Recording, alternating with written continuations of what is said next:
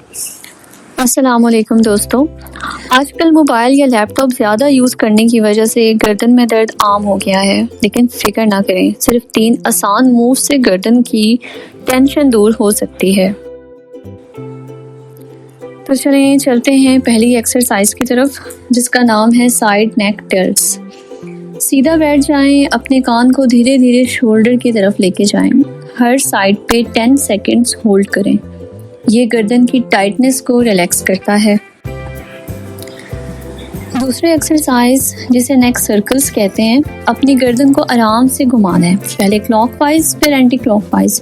یہ blood flow کو improve کرتا ہے اور سکون دیتا ہے۔ یہ ایکسرسائز بہت ہی مزے کی ایکسرسائز ہے۔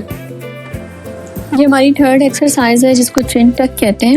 اس میں سیدھا بیٹھ جائیں، اپنی تھوڑی کو ہلکا سا اندر کی طرف پش کریں، ہر ریپیٹیشن 5 سیکنڈز کے لیے آپ نے ہولڈ کر کے رکھنی ہے۔ اور یہ جو ایکسرسائز ہے، یہ جو فارورڈ ہیڈ پوسچر کو ٹھیک کرنے میں بہت ہیلپ کرتی ہے۔ ان تینوں ایکسرسائزز کو روزانہ صرف 5 منٹ کے لیے آپ نے کرنا ہے۔ ان ایکسرسائز کے کرنے سے نہ درد رہے گا گردن میں اور نہ آپ کا پوسچر خراب ہوگا۔